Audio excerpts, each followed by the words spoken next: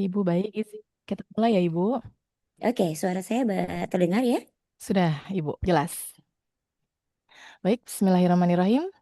Assalamualaikum warahmatullahi wabarakatuh. Selamat pagi, salam sehat dan salam sejahtera bagi kita semua. Yang saya hormati Bapak dan Ibu Direksi, narasumber, serta seluruh sivitas Hospitalia RSAB Harapan kita yang hadir dalam ruang virtual pada pagi hari ini. Sebelumnya perkenalkan, saya Cynthia Eksanti dari tim kerja Diklat. Saat ini saya bertugas melaksanakan dan memastikan penyelenggaraan kegiatan pelatihan berjalan dengan lancar dan berkualitas. Saya juga mengelola kegiatan pelatihan hasil kerjasama RSAB Harapan Kita dengan Echo India dan Kementerian Kesehatan melalui Echo Project.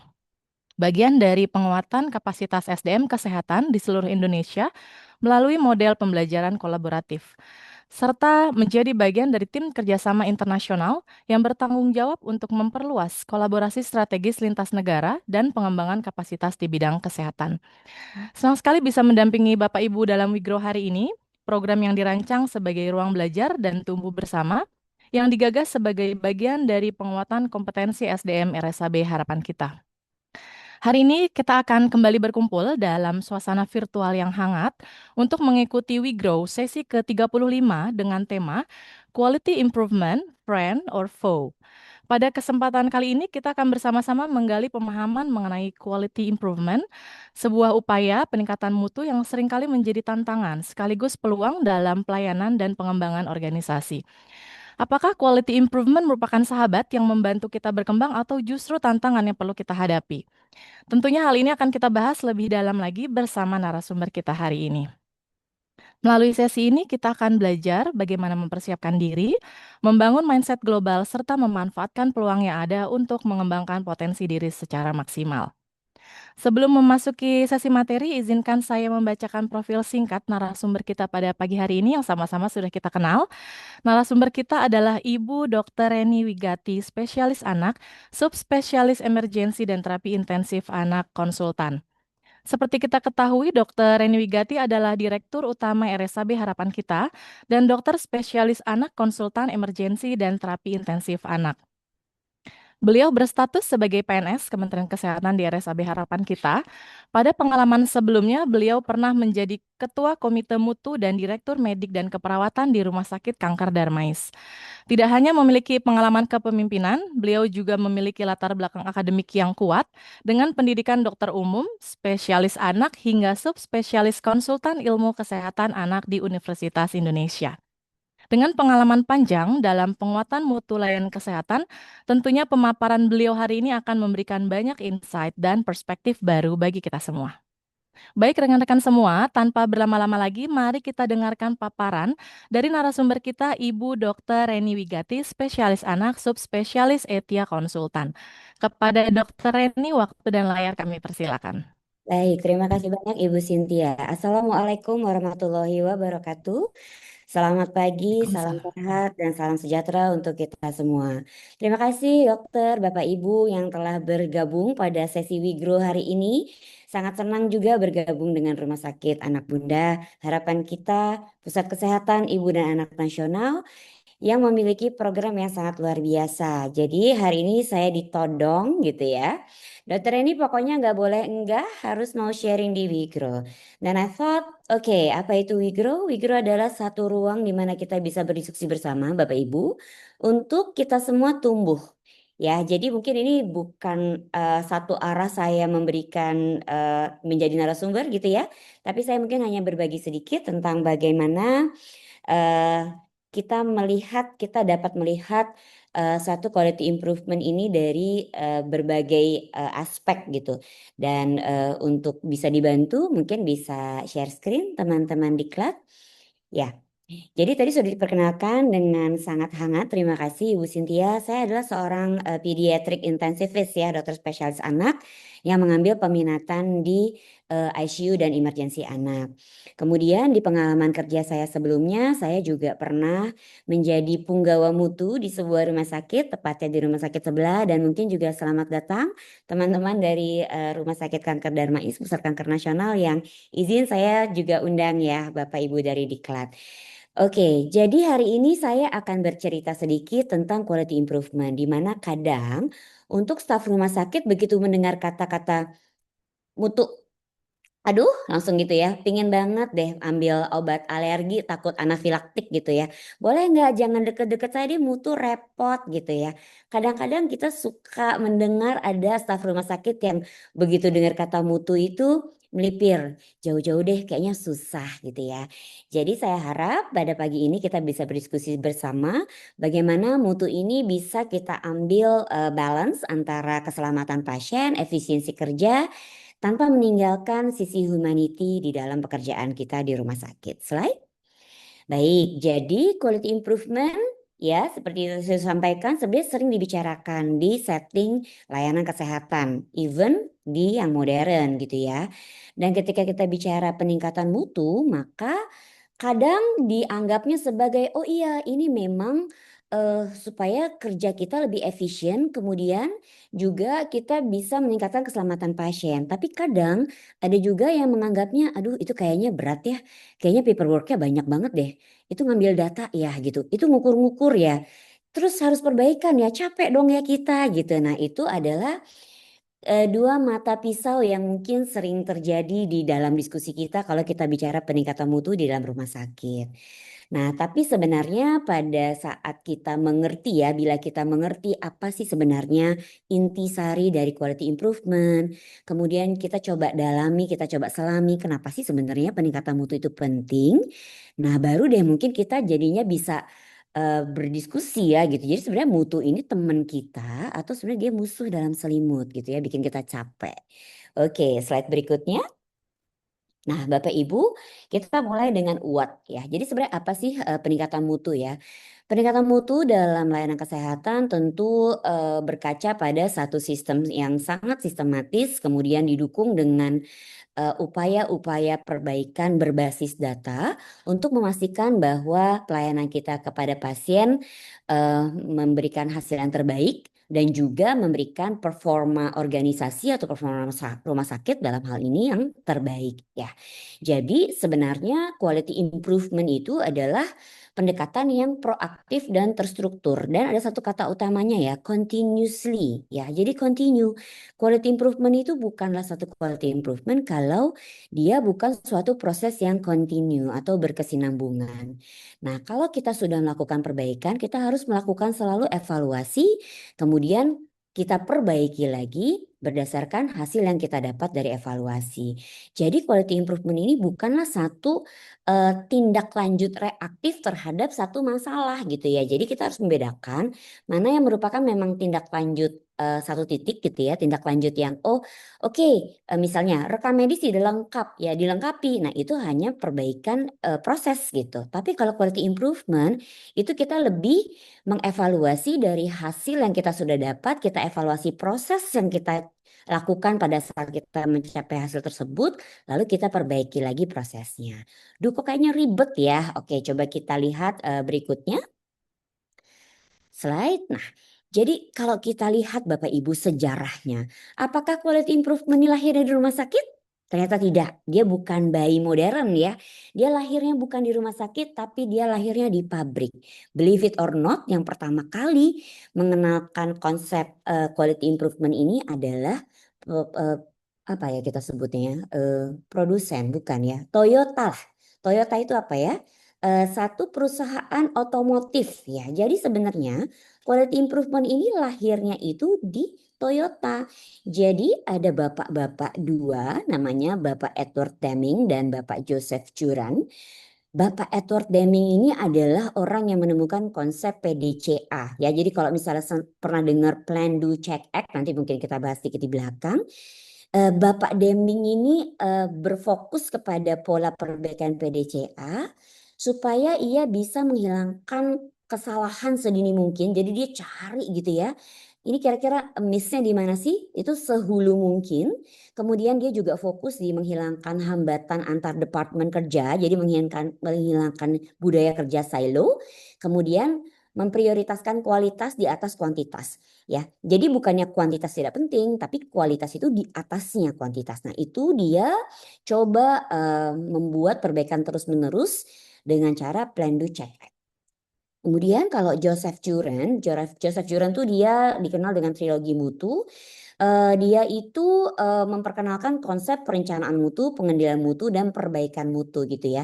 Dan itu benar-benar membantu Toyota untuk mengubah reputasi Toyota dari produk massal barang murah menjadi produksi otomotif dengan standar keandalan yang tinggi gitu. Jadi sebenarnya lahirnya bukan di rumah sakit. Nah, namun pada akhir tahun 1990-an menuju 2000 itu lahirlah mulai diadopsi sistem ini di healthcare dan akhirnya makin ke sini ya setelah 2010-an ke atas perbaikan mutu ini lebih ke arah patient experience, jadi lebih ke patient center.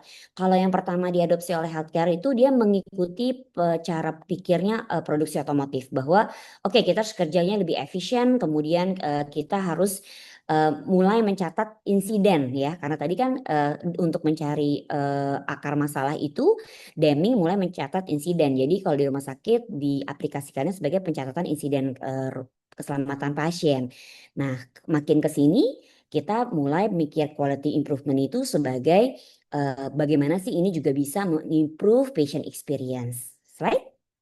Nah, kemudian core principles-nya ya, patient safety first gitu ya. Jadi whatever we do with quality improvement, ini kita juga harus ingat bahwa kita melakukan ini untuk passion. Ya karena kadang kita tergoda gitu. Kita bikin indikator mutu ya kita ukur tapi lebih ke arah memperbaiki kenyamanan kerja pegawai. Which is true, itu juga harus gitu ya. Tapi jangan lupa bahwa sebenarnya core utama dari quality improvement di rumah sakit itu adalah patient safety first ya. Kemudian data driven decisions ini yang saya waktu itu udah pernah bilang ya di dua rumah sakit tempat saya bekerja saya selalu mengingatkan kita kalau membuat analisis gak boleh berdasarkan gosip gitu ya jadi kita harus pakai data kita bilang dokter telat oke dokter siapa pasti ada dong dokter yang gak telat dokter A telatnya berapa menit dokter B berapa menit dan jangan lupa dicatat juga dokter-dokter yang tepat waktu gitu ya jadi kalau kita bilang, oh waktu tunggu pelayanan lama karena dokternya terlambat, kita juga bisa kasih feedback ke dokter yang tepat bahwa dok, dokter itu dari catatan kami ternyata terlambat sekian menit, ini jadinya pasti nunggu sekian menit gitu. Jadi kan kita enak ya, data driven decisions dan data driven analysis. Kemudian tadi teamwork collaborations, jadi benar-benar harus bareng. Jangan membiasakan diri kalau misalnya kita melakukan analisis dan perbaikan itu kita fokus pokoknya perbaikan di titik itu yang kita anggap sebagai benang kusut gitu. Percayalah Bapak Ibu, benang itu kusutnya tuh bersama lingkungan gitu. Jarang gitu ya benang tuh kusut sendirian gitu. Tiba-tiba dia gerumpel gitu. Enggak, biasanya dia pasti deh ada sebabnya ya. Kegulung lah, tangan kita iseng lah, kita simpen. Saya pernah pengalaman punya kalung, saya taruh di pouch, saya yakin banget nggak akan kegumpel. Begitu saya tarik, kegumpel juga. Oh ternyata di sebelahnya saya taruh bros agak apa namanya tajam gitu terus dia ngegumpel gitu ke rangkai kalung misalnya seperti itu jadi ini pasti bareng-bareng dan yang tadi saya selalu sebut-sebutkan adalah continuous improvement right nah kemudian yang di healthcare itu biasanya frameworksnya kita pakai Plan Do Study Act ya. Dulu Plan Do Check Act, sekarang lebih ke arah study. Kemudian Lean ya, mungkin pasti teman-teman juga sering dengar ya Lean itu supaya kerja kita lebih efisien, lebih langsing. Kemudian karena kita bekerja di hospital, pasti kita pakai juga clinical audit dan juga benchmarking ya. Ini adalah frameworks yang biasanya dipakai untuk continuous improvement di healthcare ya. Plan do study act-nya apa sih? Sebenarnya gini. Jadi kalau misalnya kita merencanakan sesuatu ya, misal tadi ya, waktu tunggu rawat jalan kita panjang nih gitu. Terus kita breakdown gitu, kita coba cari, oh ternyata kita lihat satu, pasien tuh daftarnya kecepatan. Dua, tadi atau misal gini, kita ternyata buka polinya rada mepet gitu dengan waktu operasional. Jadi misalnya kita operasional jam 7.30 dan kita siap-siapnya kita jam 7 datang, terus begitu kita minum-minum kopi dulu segala macam gitu ya, briefing-briefing baru 7.20, 7.30 baru saya briefing. Akhirnya kita ke pos kita baru kayak 7.30 pas 5 menit jalan ya udah lewat waktu operasional misalnya gitu. Kemudian kita juga lihat tadi faktor dokternya juga terlambat, masih ada tindakan, masih mengajar dan lain sebagainya. Nah, terus kita lihat kan, oke kita mau lihat plan apa gitu ya. Kita kayaknya fokus dulu di yang paling gampang deh. Gimana kalau kita minta pasien daftarnya jangan pagi-pagi banget gitu ya. Oke, kita Kalau gitu jangan fokus ke kitanya dulu, ke pasien dulu, kita ubah gitu ya. Pasien bisa daftar baru 15 menit sebelum waktu poli misalnya gitu. Nah, kita merencanakan apa untuk itu? Misalnya mengubah apa namanya kuncian gitu pasien bisa daftar. Yang kedua mengunci bahwa kalau daftar tuh nggak boleh dari rumah, tapi bolehnya dari area rumah sakit gitu-gitulah ya, whatever gitu. Misalnya kita merencanakan, then we do ya, kita kunci, kita ikat bahwa dia bisanya di sinyal rumah sakit. Nah, yang kita study itu both ya. Bothnya adalah dari perbaikan 3 langkah tadi yang kita mau kerjakan, hasilnya apa? Kalau hasilnya ternyata meningkat, ya udah berarti mungkin act-nya adalah kita lanjutkan perbaikan yang tadi kita sudah rencanakan. Tapi kalau ternyata hasilnya sama aja, nah yang di study itu adalah prosesnya. Sudah ada nggak kelolosan-kelolosan bahwa pasien tuh masih ada juga yang daftar 15 menit sebelumnya gitu. Jadi di luar waktu yang udah kita kunci. Jadi yang kita study Bapak Ibu bukan hanya outcome-nya tapi juga perbaikan apa langkah-langkah perbaikan yang kita rencanakan gitu ya. Itu yang dimaksud dengan PDSA. Kira-kira seperti itu. Slide.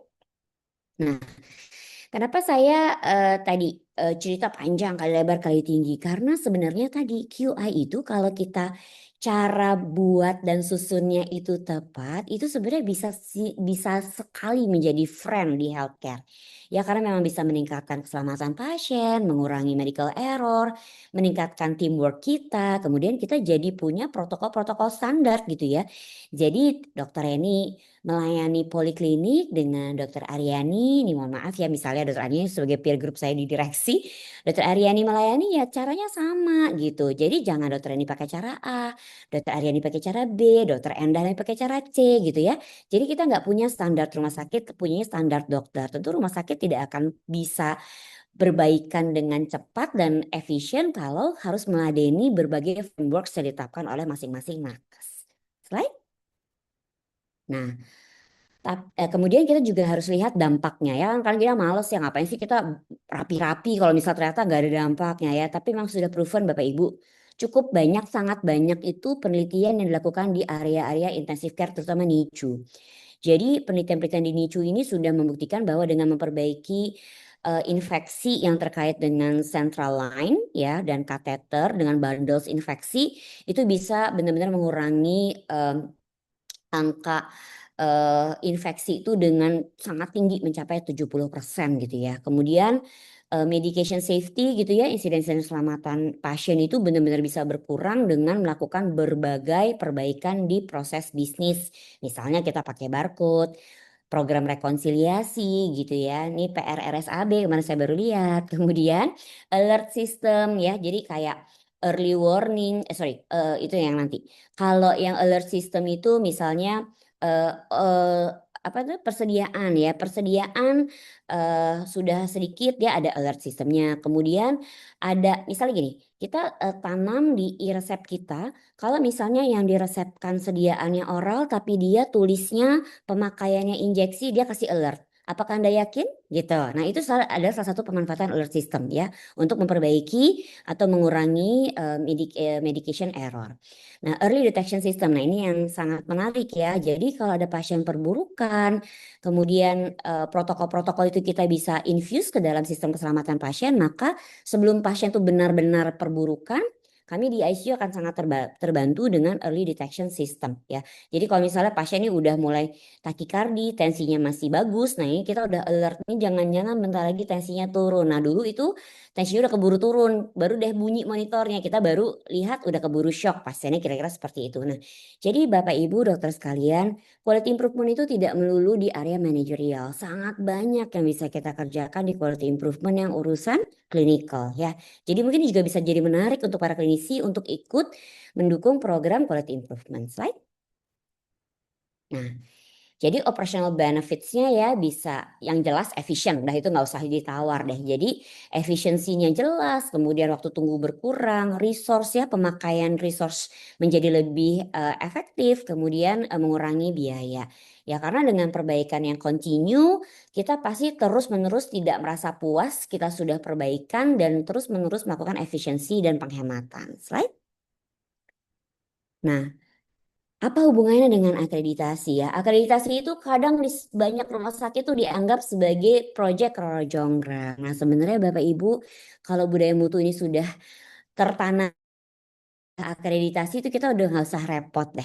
Jadi begitu dia datang ya udah gitu dia minta bukti ini kita punya. Dia mau lihat PDSA kita udah bikin. Karena kita bikinnya bukan untuk asesor, tapi benar-benar untuk perbaikan proses di dalam layanan kita. Jadi kalau ada asesor yang datang mau lihat ada survei gitu ya kita tinggal kasih lihat ya udah kita udah biasa kok gitu kan melakukan continuous improvement. Ingat ya Bapak Ibu, sebenarnya akreditasi yang sehat itu dia tidak mencari angka yang brilian, tapi dia akan mencari proses continuous improvement yang benar-benar terjadi.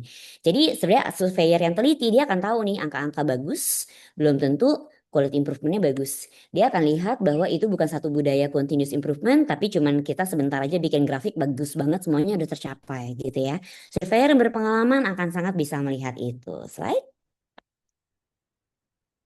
Nah, ini nih, kapan sih kita mulai kesel gitu kalau udah dengar kata mutu ya, tentu administratif administratif overload ya. Kesel apa juga mesti dicatat gitu ya. Kemudian burnout. Udahlah repot sama pasien semuanya mesti dicatat gitu ya. Semuanya dicatat akhirnya pasiennya nggak kepegang. Udah kayak lingkaran tidak berhenti gitu ya.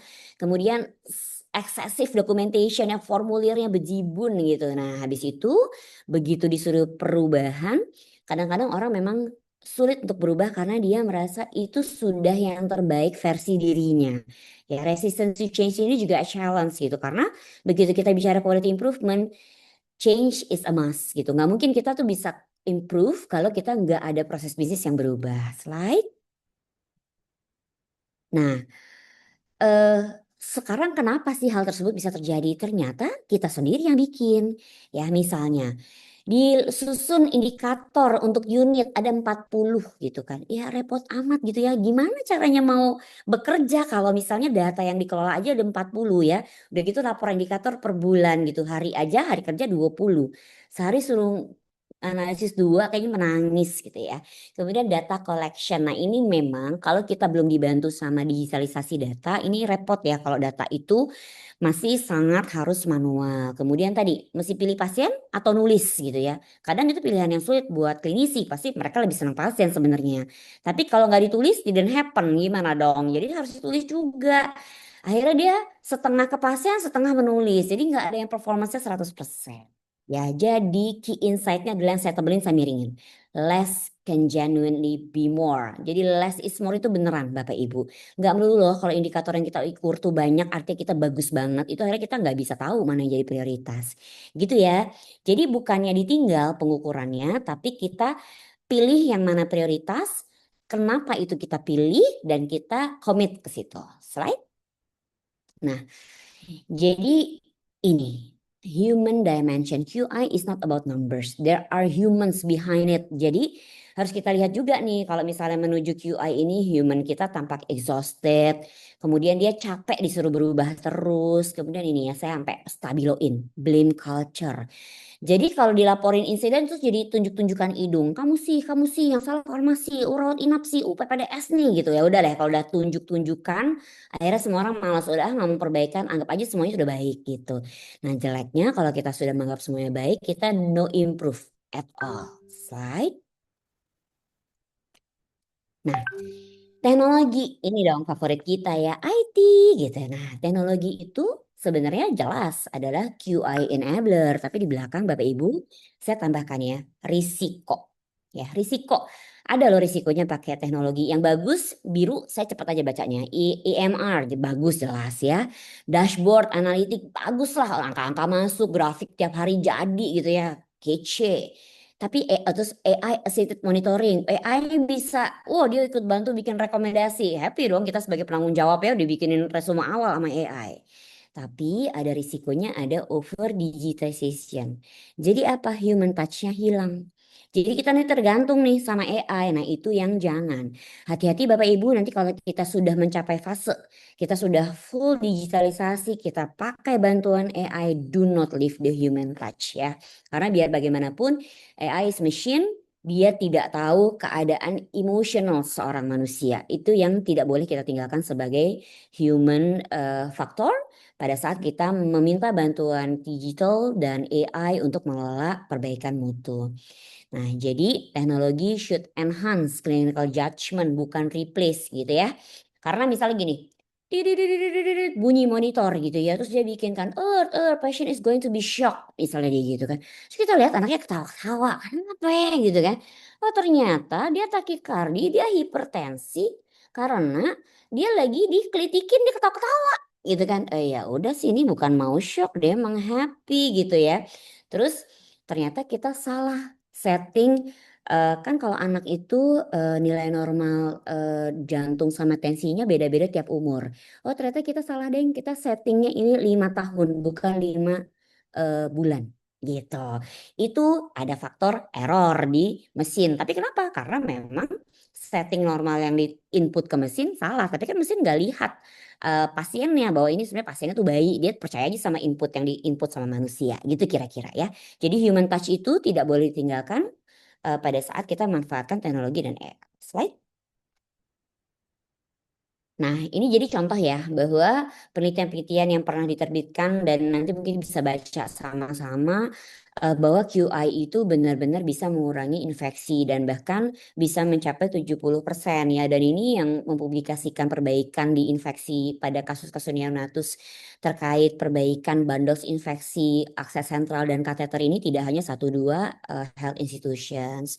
Dan yang jelas perbaikan yang dilakukan itu pasti mencakup standarisasi protokol, kemudian multidisciplinary teamwork gitu ya. Nggak mungkin cuman dokternya aja yang dirapiin, perawatnya yang disuruh bekerja dengan standar, yang lainnya bebas. Ini semuanya pasti terlibat. Slide. Nah, kapan nih ya? Kapan kalau misalnya kita ngerasa tadi kan bagusnya ya infeksi berkurang gitu ya. Nah sekarang kapan QI ini gagal? QI ini sangat bisa gagal Bapak Ibu ya. Kalau misalnya tadi indikatornya nggak cuma banyak, dia kompleks. Indikatornya nggak banyak nih, tapi pas dia perbaikan dia setting 47 langkah perbaikan. Ya repot ya gitu kan. Orang udah paham aja sulit kalau disuruh bikin 47 langkah perbaikan kan gitu ya. Jadi kalau bisa jangan banyak-banyak. Kemudian poor staff engagement. Jadi waktu dibikin langkah perbaikan, staff yang terlibatnya nggak diajak ngobrol. Jadi misalnya kita ngomongin infection rate gitu ya, tapi perawat yang megang nggak diajak ngobrol, dokternya nggak diajak ngobrol, terus bosnya aja gitu, kepala instalasinya aja, sama karu deh gitu. Kita bikin langkah perbaikan, tapi kita don't involve staff frontliner. Nah ini gitu kan. Ya susah. Jadi begitu kita bikin perbaikan mereka akan menggerutu. Emang paham, emang ngerasain di lapangan gitu ya. Itu juga ada risiko kalau misalnya kita tidak mengengage staff kita untuk ikut melakukan quality improvement. Kemudian gini, ini nggak ada kelihatan bagusnya buat staff. Itu juga mungkin jadi kurang menarik ya. Oke lah buat patient safety, oke. Mungkin indikator yang terkait klinis mereka happy. Tapi kalau misalnya indikator-indikator administratif itu nggak ada rasanya untuk staff, itu mungkin juga kurang menarik. Jadi pastikan kita juga menemukan indikator-indikator yang menarik untuk staff gitu ya. Jadi misalnya dengan melakukan ini kamu bisa pulang tenggo gitu kan. Kamu tidak lagi nanti pokoknya manajemen waktu jadi lebih bagus gitu. Dan they will be happy karena nanti bisa pulang cepat ketemu sama keluarganya. Ya, jadi yang saya merahin ya, prinsipnya QI programs itu jangan pernah bikin kerjaan tambahan. Ya, justru harus kita infuse ke dalam pekerjaan yang sebenarnya. Yang seperti itu akan jauh lebih sukses, right? Ya, jadi supaya segala upaya kita ini ada meaningnya, tentu kita harus tetap stay ke patient centered, tapi jangan lupa engage frontliner, kemudian indikator harus simple, kemudian ini. Jangan cuman heboh pas repot, tapi begitu dia berprestasi cuekin aja gitu. Kasihlah. Congratulations, kita udah improve. Oke, kita belum nih mencapai target 95%, tapi kita udah improve guys dari 66 ke 72. Oke, kita sudah bertumbuh. Yuk kita semangat lagi. Terus kita kayak yuk potluck gitu. Potluck means kayak makan siang semua bawa makanan habis itu kita share rame-rame. Enggak pakai uang tambahan ya. But we can do celebrate small wins gitu ya. You can praise them pada saat briefing ya. Nggak usah di tempat yang aneh-aneh. Pada saat briefing gitu kita bisa cerita what are the improvement that we have made. Slide. Ya, ini mungkin intinya We Grow ya, bahwa leadership and culture itu adalah foundation dari QI. Jadi ketika kita bisa membangun satu sistem kerja yang membuat orang secara psikososialnya safe, kemudian communication transparan, kemudian responsibility-nya dibagi bareng-bareng dan ada budaya belajar bersama secara berkesinambungan seperti yang dilakukan oleh We Grow, itu adalah foundationnya dari quality improvement. Ada satu hal yang saya juga bold dari semua yang banyak ini. Kita harus open data termasuk yang tidak bagus. Ya, when we do brave enough gitu ya, we are brave enough to see the unflattering results, maka disitulah kita akan berani melakukan perbaikan. Slide. Nah, nanti kalau di masa depan, quality improvement itu bisa kita manfaatkan untuk analitik prediksi, personalized medicine. Jadi mungkin di masa depan bahkan kita bisa bikin beberapa sub protocols untuk sub kategori pasien gitu ya. Jadi sebenarnya tadi quality improvement itu bisa banget berhubungan sama clinical care gitu Bapak Ibu. Nggak melulu hanya berupa operational indicators gitu ya. Sebenarnya bisa, tapi mungkin nanti kita harus bahas di sesi tertentu tersendiri. Kemudian integrasi sistem digital dan juga human centered innovation. Jadi kalaupun kita pakai AI, sebenarnya inovasi-inovasi ke depan itu tetap merupakan inovasi yang human centered ya Bapak Ibu. Oke, slide saya. Oke, the result, the summary ya mungkin ya. So is it friend or foe? In my opinion, it's our choice. Ya, we can make them friend, we can make them foe gitu ya. Jadi bagaimana kita mengimplementasikan, bagaimana kita melakukan balancing antara yang kita oblik, yang kita wajibkan dengan reward yang bisa kita berikan. Kemudian tujuan utama dari quality improvement ini benar-benar kita bisa jaga untuk perbaikan pelayanan pasien, kemudian kita mengengage ya profesionalitas dari staf yang terlibat, maka disitulah kita akan memilih bahwa quality improvement ini saya harap kita semua memilih menjadi teman dan sederhanakan. Quality improvement akan menjadi foe begitu kita buat itu jadi repot. Ya, and takeaway-nya adalah we start with why. Karena kalau orang tidak tahu kenapa dia harus memperbaiki sesuatu, then he won't do it like willingly gitu. Jadi kalau misalnya kita tahu kenapa, ya mungkin kita akan lebih happy untuk melakukannya gitu. Tapi kalau disuruh, it sounds and it feels like it's a burden because it's work. But if they know why, they would love to do it. Ya, saya rasa mungkin itu sharing saya pada hari ini. Terima kasih banyak untuk perhatiannya. Saya tutup dengan wassalamualaikum warahmatullahi wabarakatuh. Waalaikumsalam warahmatullahi wabarakatuh. Terima kasih kepada Dokter Eni atas materi luar biasa yang telah dibawakan pada hari ini. Semoga apa yang disampaikan dapat menjadi inspirasi bagi kita semua untuk terus bertumbuh. Materi ini mengingatkan kita bahwa quality improvement bukan hanya tentang memenuhi standar, tapi juga bagaimana menjaga keseimbangan antara mutu layanan, efisiensi, dan sisi kemanusiaan dalam pelayanan kesehatan. Seperti itu ya, Dok. Baik, Bapak Ibu semua, kita memasuki sesi tanya jawab. Bagi Bapak Ibu yang ingin bertanya, dipersilakan menggunakan fitur raise hand atau dengan menuliskan pertanyaan di kolom chat.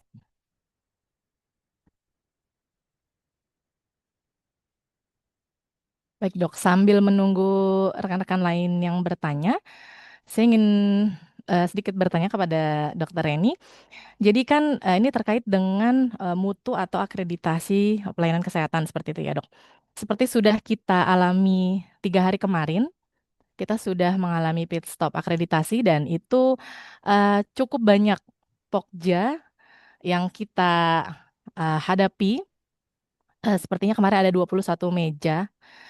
Jadi bagaimana menurut dokter untuk quality improvement ini terkait dengan mutu, bagaimana agar tidak menjadi beban administrasi gitu, tapi untuk kita berfokus untuk meningkatkan pelayanan kesehatan di rumah sakit RSAB Harapan Kita ini gitu.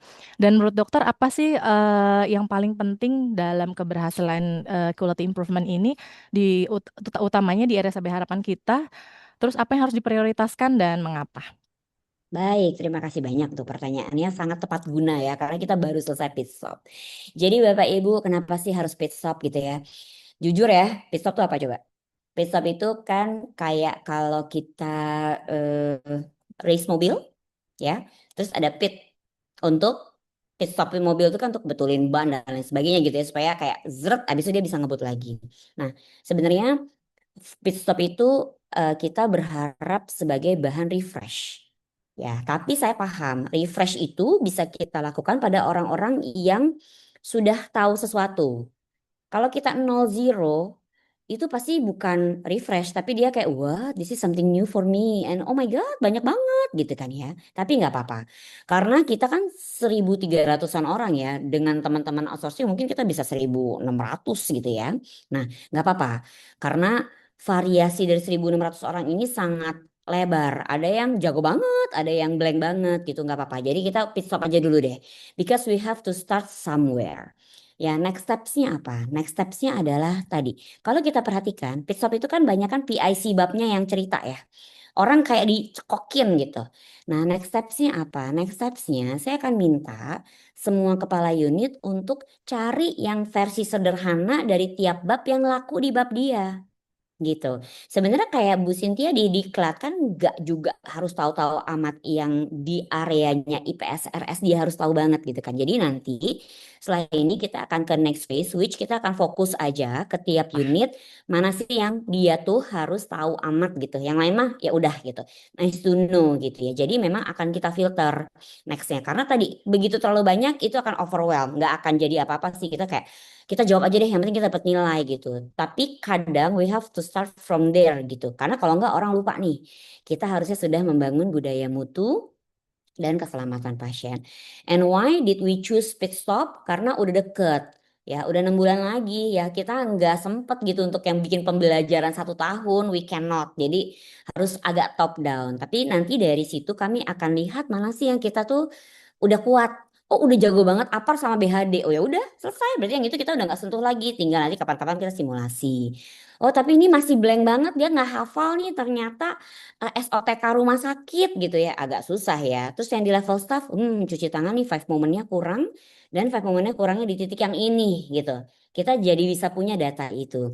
Jadi dengan melakukan pit stop kemarin sebenarnya manajemen sedang mengambil data driven base policy. Saya mesti lihat di mana sih RSAB masih kurang, di mana yang udah kuat. Jadi ke depan kita nggak pukul rata lagi, nanti kita tinggal ambil pelatihan-pelatihan focusing di tempat-tempat yang kita masih lemah. Gitu ya kira-kira tujuannya pit stop. Kemudian supaya nanti ke depan juga nggak overwhelm gitu. Jadi jangan takut teman-teman nanti menuju akreditasi itu tadi sebenarnya budaya. Budaya peningkatan mutu dan keselamatan pasiennya yang dibangun. Kalau itu dibangun mau surveyor datang tiba-tiba besok, Tara, I'm here. It's okay, kita nggak ada takut-takutnya. Gitu ya. Tadi yang kedua apa lupa? Kira-kira apa sih yang harus the best part atau pokja Hmm. apa yang paling harus diprioritaskan gitu, Dok? Ya, oke. Ya tadi ya. Mungkin mirip ya. Jadi Pokja yang sangat menempel kepada unitnya. Dari 16 bab itu kan sebenarnya kayak, so sorry ya, misalnya gini. Keuangan ya, keuangan tahu Prognas kan judulnya aja cukup gitu.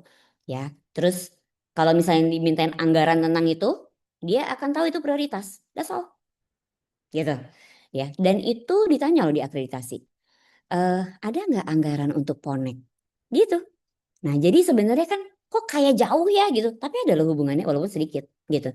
Dia kalau misalnya tahu oh ini prognas nih, dia tahu oh ya pantes dokter Endah minta HIV gitu ya. Ini prognas gitu. Ya, jadi sebenarnya seperti itu sih, tidak usah terlalu dalam, tapi kita ambil esensinya aja yang nyangkut dengan pekerjaan kita. Jadi nanti mungkin saya minta tolongnya kepada kepala unit ya, tolong difilter lah apa yang cocok untuk Anda lakukan. Dan satu yang saya titip juga kepala unit dan ke Karu ya, tolong ini dirutinkan di briefing. And you can like change any every day gitu. Hari ini briefing mau tentang apa? Ya, pick one. Misalnya tentang KPS. Oke, hari ini saya mau cek ya. Kita tahu nggak RKK SPK kita ada di mana gitu. Nah itu cukup. Dah, besok ayo hari ini kita cuci tangan dan menuju akreditasi itu dan seterusnya sih. Sebenarnya kita kan punya kayak berapa? 20 hari kerja kali 4 berapa sih? Ya kali 12. We actually have like 240 hari. Jadi you have 240 topik tiap hari ganti-ganti aja. Itu pasti akan termaktub di dalamnya semua. Gitu ya. Oke.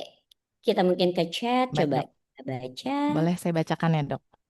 Baik dari Mbak Naura, menurut dokter gimana cara agar konsisten menjaga quality improvement agar tidak hanya berjalan di awal saja dok, tapi bisa maintenance gitu maksudnya dok? Ya, tadi very simple. Tiap hari karunya briefing sedikit aja tentang quality improvement. Selesai.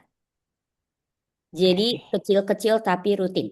Daripada satu gede kayak simposium habis lupa. Gitu ya. oke dok. Baik, pertanyaan kedua dari Ibu Sri Herni. Terima kasih Ibu untuk sharingnya. Tadi disampaikan bahwa tujuan utama quality improvement adalah memberikan pelayanan terbaik bagi pasien melalui tenaga kesehatan yang didukung dan terlibat aktif.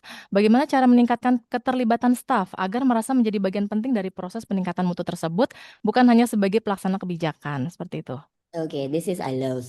Jadi tadi itu Mm-mm. caranya adalah ajak mereka pas diskusi.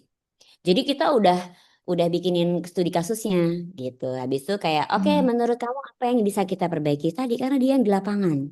Kalau kita yang bikinin dia bilang kayak Anda di balik meja pakai AC, nggak keringetan. Jadi believe me you don't know what happened here gitu. Jadi kalau kita ajak mereka bikin, oke, apa nih menurut kamu yang kita mesti perbaiki? They will apa ya? They will feel that they are involved and they belong to the project gitu. Jadi kita harus ajak Bu, kita harus ajak mereka. Baik. Selanjutnya ada dari Mbak Kelani Martina. Selamat pagi Dokter Eni dan Ibu Sintia. Luar biasa sarapan pagi kita benar-benar menyehatkan. Saya izin bertanya Ibu, what is the biggest challenge in improving healthcare quality today? And apa tipsnya supaya kita sebagai frontliner merasa included dalam proses perbaikan bukan hanya menjalankan instruksi? Oke, thank you. Bisa dibaca punya Bu Indriani juga karena ini nyambung. Yang di atasnya. Oke, punya Bu Indri juga. Quality improvement sering menuntut perubahan alur kerja, penambahan kontribusi. Di sisi lain, dokter, perawat, farmasi, dan tim support non-nakes juga menghadapi pressure kerja, speed cepat, dan target tinggi. Bagaimana strategi dari POV leadership supaya quality improvement nggak dianggap sebagai sebuah beban tambahan, tetapi sebagai tools suatu tim supaya merasa lebih dilibatkan, dihargai, berkolaborasi, dan bertumbuh bersama dalam proses pelayanan dengan kesadaran penuh. Yes. So actually pertanyaan-pertanyaan yang muncul ini cukup similar ya kalau saya merasakan. But then it's Mm, okay. Menurut saya ini artinya kita nih sadar betul bahwa staff masih menganggap quality improvement ini adalah beban buat mereka. Ya. Jadi mungkin kita bisa coba ubah strategi. Bukan that I want you to do something, but we need to achieve something better. We need to achieve something better. Or we can show them data. Jadi gini, karena saya hidup dari dunia evidence base ya. Memang kalau ngobrol sama dokter itu kita harus bawa data. Misal, ya dok gitu ya. Nih misalnya gini ya, saya kasih contoh yang gini. Saya minta data berapa data kegagalan klaim kita. Anggaplah ternyata kita gagal di 20% klaim. Kenapa? Resume medik tidak lengkap. Kasih lihat data itu ke dokternya. Then they know bahwa resume medik itu adalah kunci dari klaim. Kalau kita klaimnya nggak di ACC, kita nggak dibayar. Kalau kita nggak dibayar, aslinya saya nggak bisa bayar. Gitu kan, aslinya gitu.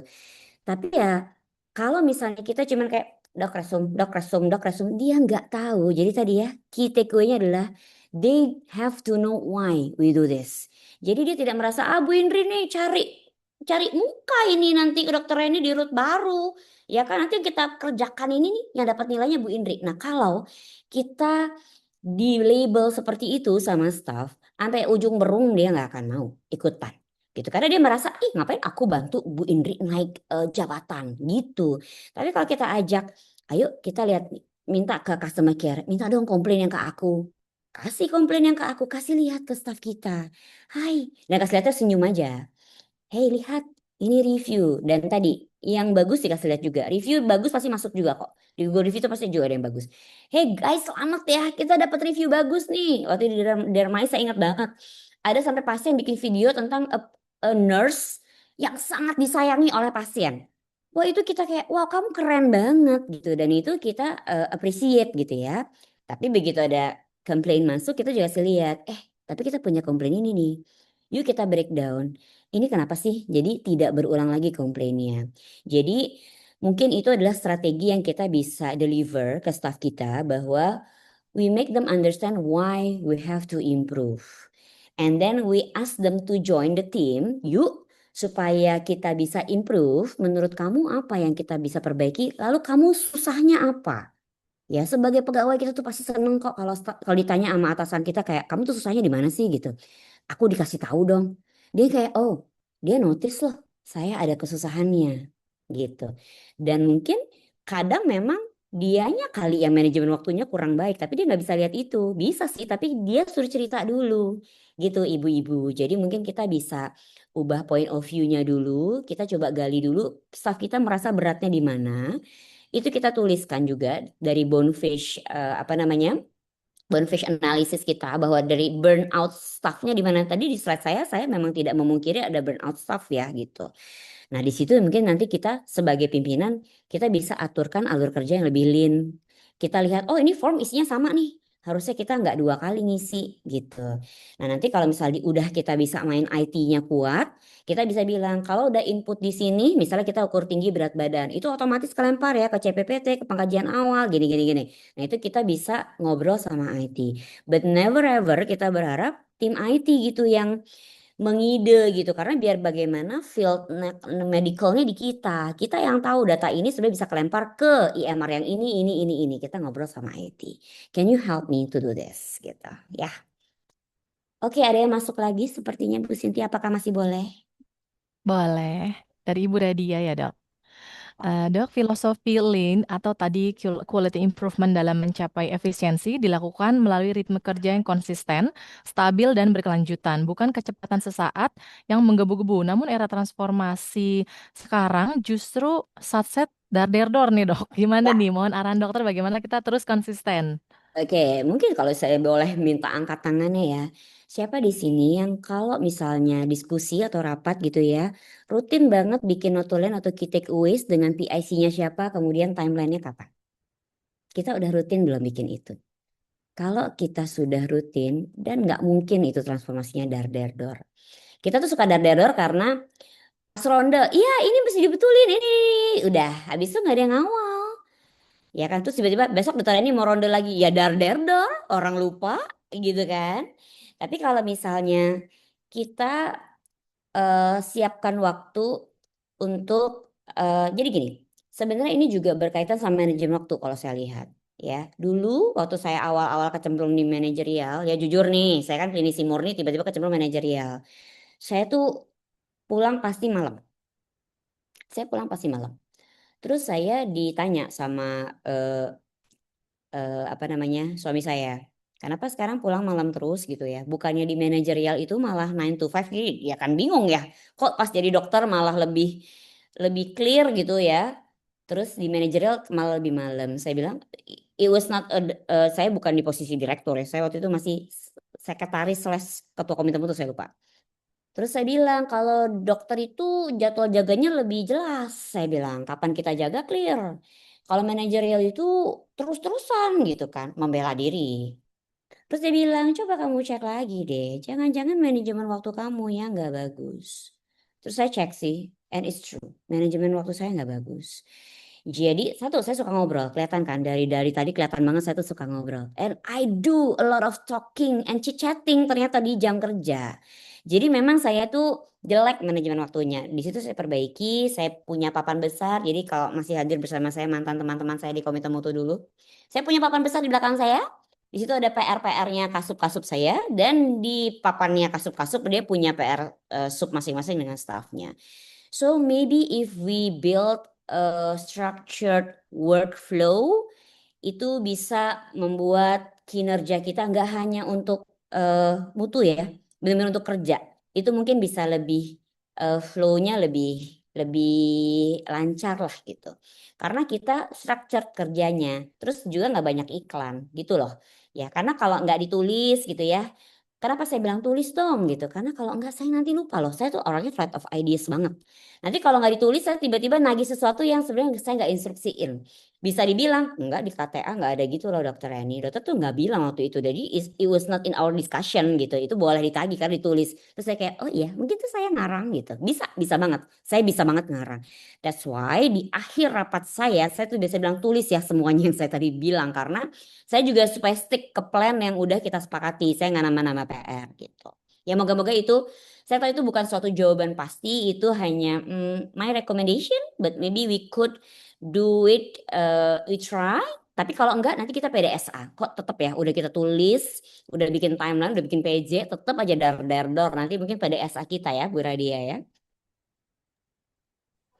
Baik, Dok. Pertanyaan selanjutnya dari Ibu Rita Yuliani. Selamat pagi, Bu Reni. Izin bertanya bagaimana menjadikan quality improvement menjadi habit sehari-hari, bekerja bukan sebagai rutinitas. Oh ya, tadi saya lupa lagi. Ya, jadi sebenarnya tadi cukup banyak yang sebenarnya sudah menjawab pertanyaan ini, tapi ada satu yang saya mau ingetin. We have to secure a time. Gitu. Jadi tadi, oke, kita infuse quality improvement di briefing. So briefing only takes berapa menit sih? Dalam kerja kita kan harusnya nggak lama, ya kan? Ya udah. Jadi quality improvementnya itu kita secure. Kita maunya di briefing. Tiap briefing kita harus bahas eh apa sih? Saya kok lupa namanya. Apa tuh kalau kita pasang grafik capaian kita di unit? Kok saya lupa ya? Duh, udah lama nih nggak ketemu tuh. Ya itulah, kan kita punya ya grafik-grafik yang kita eh, bikin bagus-bagus banget di unit gitu ya. Terus kan kita tahu indikator-indikator kita yang diukur apa. Terus kita juga tahu sebenarnya insiden keselamatan pasien di ruangan kita itu paling sering apa. Jadi ya pilih aja, Senin mau ngomongin apa, Selasa ngomongin apa. You have all the days dan jangan panjang-panjang. Percayalah, begitu panjang ngantuk udah kayak kuliah. Langsung aja straightforward to the materi yang memang kita mau bahas. Clear. Kemudian ada satu waktu yang mungkin disepakati sebagai Jumat mutu. Di level manajemen kan ada Jumat mutu ya. Itu sebenarnya bagus juga sih untuk disepakati. Oke, berarti mungkin 2 minggu sekali kita punya Jumat mutu. Jadi pas I don't know briefing antara shift pagi sama shift sore hari Jumat kedua dan keempat misalnya gitu kita Jumat mutu ya di situ agak agak sedikit panjang dikit gitu bahasnya tapi ya nggak usah panjang-panjang banget gitu. Nah kalau ini memang mau dibangun terus bingung how to start boleh tuh pas awal-awal panggil punggawa mutu bisa saya bisa semua teman-teman komite mutu dok saya pengen tapi nggak ngerti caranya boleh. Nah, di sini kita harus saling bantu ya, yang sudah sangat paham tentang quality improvement. Tolong nanti kalau misalnya mau call for help, hubungi komite mutu. Mungkin komite mutu nanti bisa bantu ya untuk deploy siapa deh para asesor internal yang bisa bantu pergi ke ruangan itu untuk bantu Jumat mutunya mereka. Mungkin itu satu bentuk yang kita juga bisa sepakati sama-sama. Baik, dokter. Oke, Izin ini lanjut. pertanyaan terakhir ya, dok, dari Mbak Kania. Dalam pekerjaan sekretariat yang banyak berkaitan dengan koordinasi dan administrasi, bagaimana konsep quality improvement bisa diterapkan tanpa menambah birokrasi dan memperpanjang alur, dok? Oke, ini devinya saya kan. Aku ya, enggak deng. Jadi gini, kemarin saya sudah sampaikan ya di Rapimkab.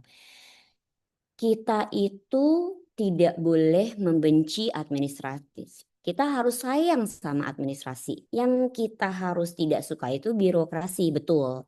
Jadi admin harus rapi, birokrasi tidak usah gitu ya. Nah, sekarang gimana caranya supaya kita bisa lean? Satu, ini untuk RSAB ya. RSAB harus punya alur kerja administrasi yang jelas. Harus yang jelas dulu, SOTK-nya harus jelas. Tahubjanya harus jelas. Tata naskah dinasnya harus jelas. Jadi tadi kalau kita even nggak punya protokol standar yang kita ikuti sama-sama, ya udah 1.600 kepala dengan 1.600 cara, ya kan? Tapi kalau kita sudah punya standar yang jelas, waktu koordinasi dia bingung, kita punya pakem. Kalau di medical kita punya panduan praktek klinik namanya, ya. Jadi dokter ini mau treatment campak, dokter Endah mau treatment campak, dokter Aryani mau treatment campak. Begitu kita ngomongin PPK campaknya RSAB, caranya udah harus 1, 2, 3, nggak boleh aneh-aneh gitu. Karena kan kita berprakteknya semua di RSAB. Jadi nggak boleh ada panduan dokter Reni, panduan dokter Aryani, no. Begitu ada masalah hukum, selesai gitu. Kita nggak punya standar rumah sakit, itu ya. Jadi saya rasa hal yang sama juga berlaku di administratif. Kita harus punya panduan yang sama. Jadi siapapun yang kerja nggak ngotot-ngototan karena udah tanda tangan direktur utama, sudah kesepakatan rumah sakit. Yuk kita ikuti cara itu. Masalah nanti si pedoman harus direvisi karena setelah dievaluasi ini sangat ribet gitu. Revisi aja ya, bukan Undang-Undang Dasar 45, apalagi bukan Al-Quran. So I think we always can review and revise. Malah itu wajib ya, setahu saya di standar akhir malah diingatkan. panduan regulasi itu harus direview dan dievaluasi dalam periode tertentu. Gitu ya. Jadi kadang-kadang kita tuh ngotot-ngotot karena yang satu mazhabnya A, yang satu mazhabnya B. Lah kayak agama nanti ya debat kusir gitu. Akhirnya ngotot-ngototan gitu ya. Jadi mungkin kita bisa segera mensahkan panduan naskah dinas kita yang baru. Ada sih tapi 2022 ya sudah cukup lama. Kemudian alur kerja juga harus jelas gitu ya. Misalnya tata persuratannya dari instalasi di bawah unit kerja di bawah direktur teknis ke direktur teknis dulu, baru dia ke sebelahnya. Tapi kalau misalnya level kerjanya antar unit, boleh langsung antar unit. Nah itu dia harus disepakati. Jadi jangan selera. Oh kalau di medik bebas merdeka mereka mau gimana caranya? Begitu di DLO dia harus rapi karena tata surat ada di situ ya nggak boleh. Kalaupun DMK ya harus juga ikut aturan yang sudah dikeluarkan oleh teman-teman TURT. Misalnya seperti itu. Moga-moga bisa membantu ya. Baik, terima kasih Bu Reni untuk Q&A-nya yang sangat menarik. Jadi quality improvement ini sebenarnya bagaimana cara kita memilih untuk menerapkannya dengan bijak seperti itu ya Bu. Melibatkan semua pihak dan tetap berorientasi pada keselamatan serta kebutuhan pasien. Baik Ibu, karena sudah tidak ada lagi pertanyaan, kami mohon kepada Ibu untuk memberikan closing statement. Oke, jadi kembali kepada judul diskusi kita pada hari ini ya, quality improvement friend or foe. Dan di akhir juga sudah saya simpulkan yang menurut saya yaitu our choice. Ketika kita bisa membuatnya menjadi seimbang antara mengapa kita harus memperbaiki, kemudian mengajak, mengengage teman-teman di lapangan untuk melakukan Hmm. upaya-upaya perbaikan, kemudian kita secara berkesinambungan melakukan evaluasi, maka kita sangat berharap quality improvement itu bisa menjadi teman dan justru memperkuat layanan kita sehari-hari. Dan dengan melakukan quality improvement, saya juga berharap sebenarnya cara kerja kita bisa menjadi lebih efisien, tepat guna, dan kita benar-benar bisa membuat produksi yang paling optimal di dalam rentang waktu kerja kita. Sehingga sisanya memang kita bisa bawa pulang dan kita habiskan waktu yang berkualitas dengan orang-orang kita di rumah yang tersayang. Terima kasih banyak. Baik, terima kasih Ibu. Baik, Bapak, Ibu, dan rekan-rekan sekalian, telah berlangsungnya kegiatan Wigro kita pada pagi hari ini. Kita sudah sampai di penghujung acara Wigro sesi ke-35. Semoga ilmu dan insight yang diperoleh pada sesi hari ini dapat menjadi inspirasi sekaligus bekal dalam menciptakan perbaikan yang bermakna di lingkungan kerja masing-masing. Atas nama seluruh panitia, saya mengucapkan terima kasih atas kehadiran dan partisipasi Bapak Ibu semua.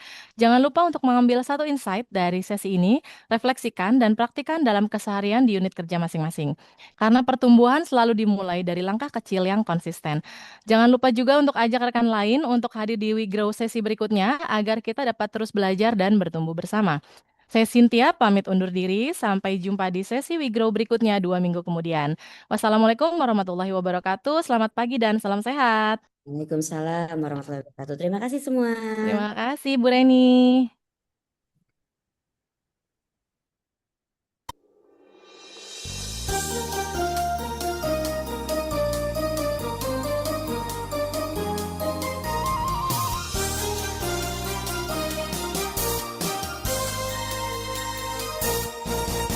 Wahai perempuan Indonesia, tercipta sebagai ibu bangsa, melahirkan insan yang mulia, sehat dalam jiwa dan raga.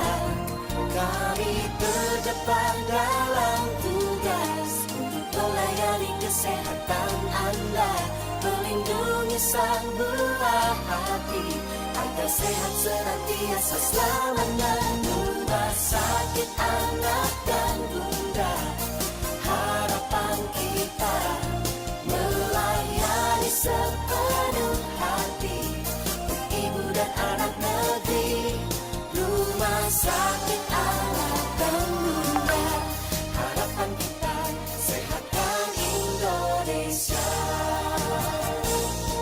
Rumah sakit anak dan bunda, harapan kita melayani sepenuh hati untuk ibu dan anak negeri.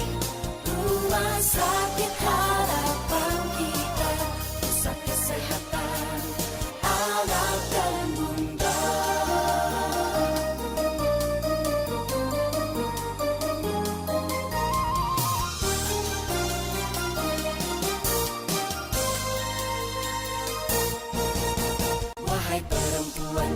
Indonesia tercipta sebagai ibu bangsa, melahirkan insan yang mulia, sehat dalam jiwa dan raga.